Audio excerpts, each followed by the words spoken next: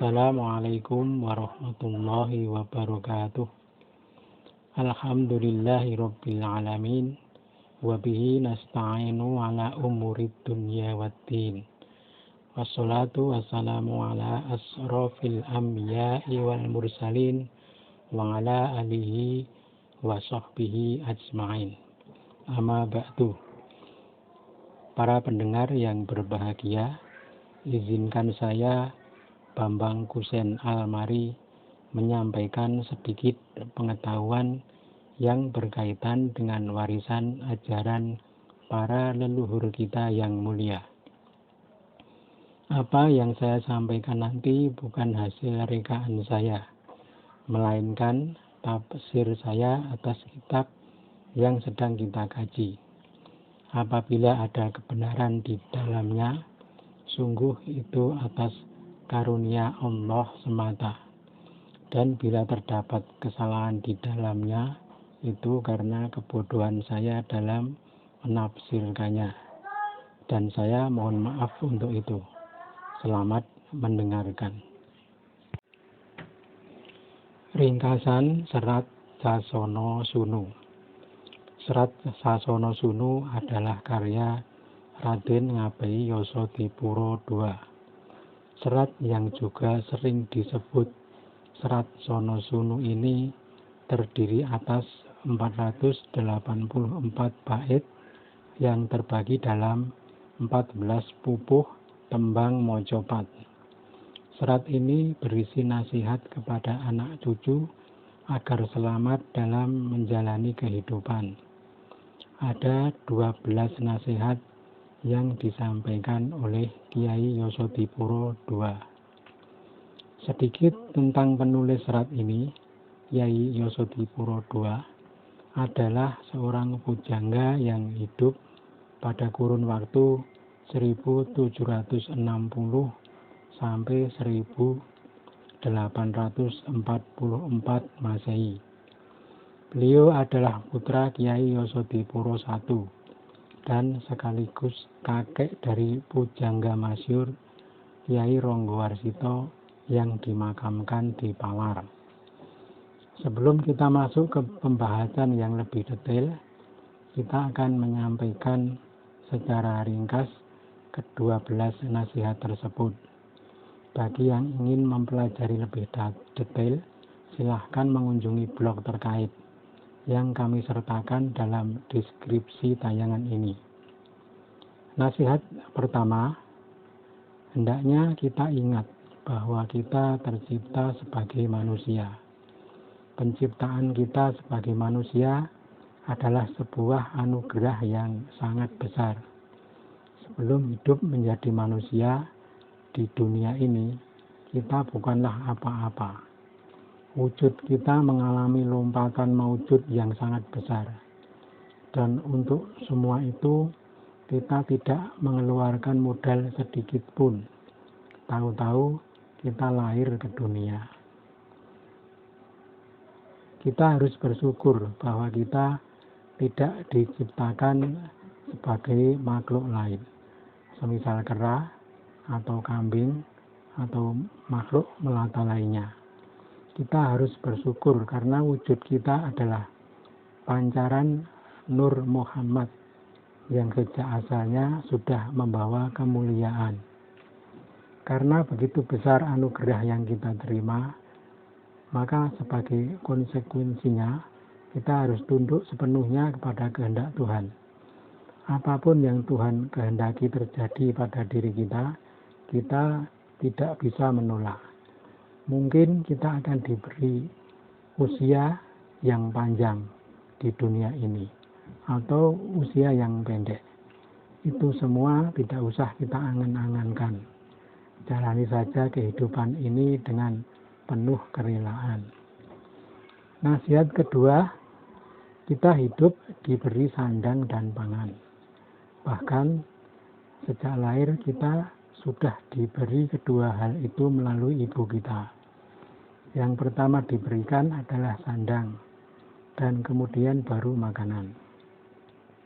Karena ketika bayi baru lahir, sebelum disusui oleh ibunya, pasti lebih dulu diselimuti agar tidak kedinginan. Sandang dan pangan akan terus menyertai kita sampai ajal. Maka Kyai Yosodipuro mengumpamakan sandang sebagai istri tua dan pangan sebagai istri muda. Terhadap kedua istri kiasan tersebut, kita wajib memperlakukan dengan baik. Jangan sampai keduanya patah hati dan pergi dari diri kita. Bila keduanya pergi, maka kita akan terjerumus dalam tindak durhaka, merebut sandang dan pangan milik orang lain.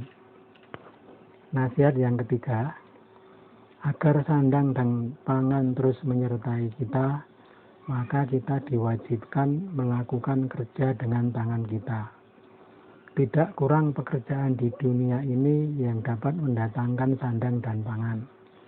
Bagi laki-laki bisa dilakukan dengan menjadi tukang pikul. Bagi perempuan bisa menjadi tukang gendong. Ada kalanya kita diberi kemudahan dalam mencari sandang pangan.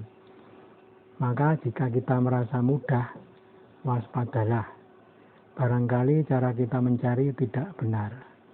Barangkali cara kita mencari sandang pangan melanggar hukum atau merugikan orang lain. Dan juga harus ingat, dalam mencari harta dan rezeki, jangan dengan cara membungakan uang. Meski hasilnya banyak, tapi tidak lestari. Akhirnya hanya akan menemui sengsara. Mencari harta dan rezeki yang paling baik dengan bertani, bercocok tanam, dan segala pekerjaan yang menyertainya. Manusia punya akal budi. Jadi cara mencari harta dan rezeki juga harus berbeda dengan hewan yang hanya asal makan saja. Bila engkau berhasil mendapat harta dan rezeki, maka bersyukurlah. Karena selama masih diberi rezeki walaupun sedikit, artinya masih diberi anugerah. Tidak seperti orang yang tidak punya rezeki, yang akhirnya hanya meminta-minta. Orang yang telah diputus jalan rezekinya, maka akan sulit baginya mendapat hasil. Semua yang diupayakan akan gagal. Kita lanjut ke nasihat yang keempat. Adalah nasihat agar para anak cucu memegang teguh syariat Islam dari Kanjeng Nabi Muhammad. Larangan dan perintah hendaknya diperhatikan. Perbuatan yang masuk dalam 5 hukum, wajib, sunat, mubah, haram, dan batil, hendaknya dikenali dan diterapkan. Juga laksanakan rukun Islam yang 5. Jika rukun kelima yang berupa pergi naik haji berat dan tidak mampu dilakukan, maka keempat rukun lainnya jangan sampai ditinggalkan. Setelah mampu melakukan syariat, jangan berpuas diri. Syariat baru mengatur perilaku badan. Masih ada laku lain yang harus dilaksanakan, yakni tarekat yang merupakan amalan hati dan hakikat yang merupakan laku dari nyawa. Sehingga setelah ketiganya berhasil dijalani, akan tercapai ma'rifat. Amalan syariat jangan sampai ditinggalkan, karena akan membuat badan kita tidak kuat menapak amalan selanjutnya. Kita harus berusaha sekuat diri kita, meski tak mampu persis dengan amalan Kanjeng Nabi. Hanya dengan pertolongan Allah, kita akan diberi kemudahan. Janganlah ingkar terhadap syariat. Jangan berbuat fasik, apalagi sampai musyrik. Namun, ada kalanya karena manusia itu lemah, satu saat terjatuh dalam maksiat. Jika terperosok dalam maksiat, segeralah bertobat. Jika tak mau bertobat, pada akhirnya akan mendapat malapetaka. Syariat adalah wadah dan juga adab atau tata krama, maka tidak boleh ditinggalkan. Wadah karena hanya dengan syariat semua amalan kita dapat dibawa ke alam akhirat. Tata krama karena syariat adalah wujud rasa terima kasih kita kepada Tuhan. Ibarat jika kita diberi tetangga beras 1 karung, kita membungkuk-bungkuk menghormat dan memujinya. Nah, kita sepanjang hidup sudah diberi kehidupan beserta rezekinya. Maka juga selayaknya kita bersujud dan memuji Tuhan. Cara kita bersujud dan memuji itulah yang disebut syariat. Orang yang meninggalkan tata krama sudah pasti mendapat celah, dimurkai Kanjeng Rasul. Maka ingatlah para anak cucu, jangan sekali-kali membantah perintah yang ada dalam kitab. Bila belum bisa melaksanakan, lebih baik mawas diri. Jangan sampai justru mencelanya. Ada sebagian orang yang mentertawakan orang beribadah, maka dia pastilah jelmaan setan. Atau orang yang mempermainkan syariat, misalnya dengan mengatakan arak itu tidak haram, justru menyehatkan. Maka yang demikian itu sungguh ucapan durhaka. Dosanya menjadi double. 1, dosa minum. 2, dosa mendustakan syariat. Satu lagi berkaitan dengan minum arak ini, jangan tenggelam dalam kebiasaan mabuk. Sungguh manfaatnya tidak sebanding dengan durhakanya. Akibatnya di badan tidak baik, di pikiran pun tidak sehat, membuat panjang angan-angan dan melemahkan badan. Juga menjauhkan dari Tuhan. Pikiran menjadi kacau, sungguh rugi orang yang mabuk, sia-sia kepada badan sendiri. Dan sesungguhnya yang disebut mabuk itu ada 5 perkara. 1 adalah mabuk minuman seperti yang telah diuraikan di atas. Yang kedua adalah mabuk memperbagus penampilan diri, membanggakan kegantengan atau kecantikan fisik semata. Sungguh yang disebut cantik itu terbagi dalam 2 perkara. Pertama, cantik dalam penampilan. Kedua, cantik hatinya.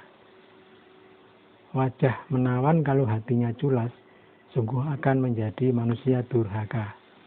Nasihat ini terutama ditujukan kepada kaum muda yang masih terpesona pada penampilan.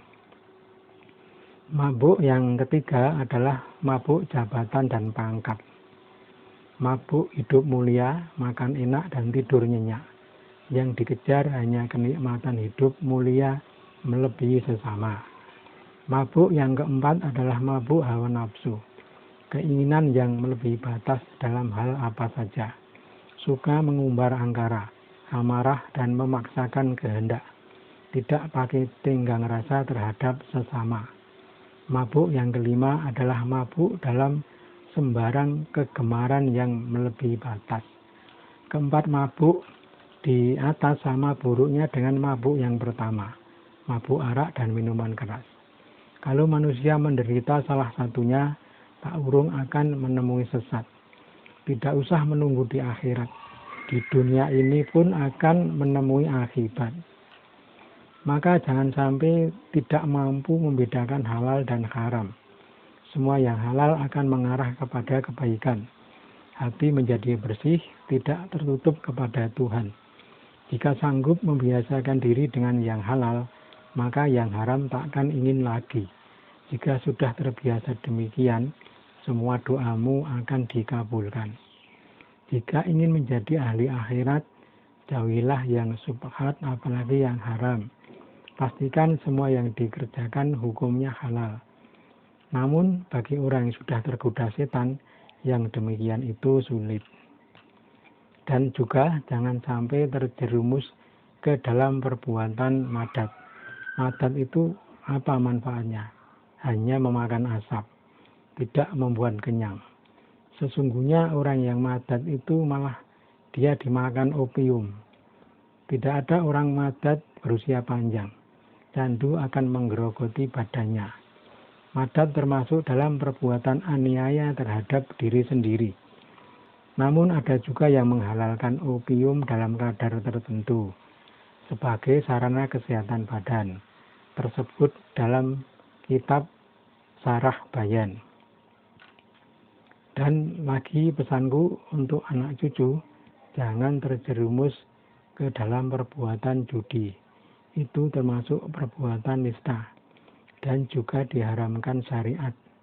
Banyak orang durjana akibat dari madat dan berjudi. Dan lagi, aku mempunyai larangan. Segenap anak cucuku jangan ada yang percaya kepada wuku yang jumlahnya 30 atau sering disebut pawukon. Lalu setiap wuku ada dewatanya. Itu adalah kepercayaan yang tidak baik. Menurut syariat, kepercayaan itu bisa membuat kafir atau menduakan Tuhan.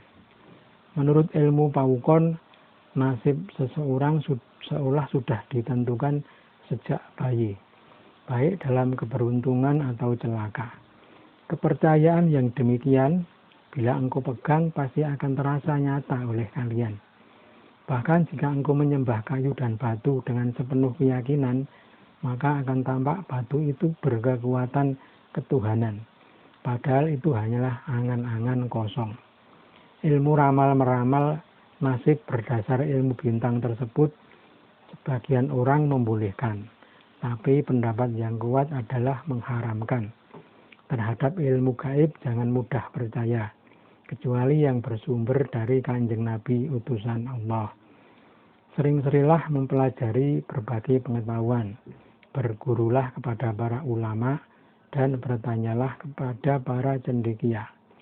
Lakukan dengan santun dan jangan bersikap sok pintar. Jika kebetulan engkau sudah menguasai suatu pengetahuan, pura-puralah tidak tahu, agar seseorang nyaman mengajarimu. Juga rajinlah membaca kitab, seperti kitab Niti Sruti, Niti Projo, Serat Sewoko, Serat Ulangreh, Paniti Sastro, Astobroto, dan Romokawi. Namun dalam membaca jangan hanya ditembangkan saja dengan berbagai cengkok dan langgam. Namun pahamilah dan diresapkan dalam hati. Demikian nasihat dari Yai Yosodipuro II yang disampaikan dalam Serat Sonosunu. Karena mengingat waktu, kita cukupkan sekian, nanti disambung lagi.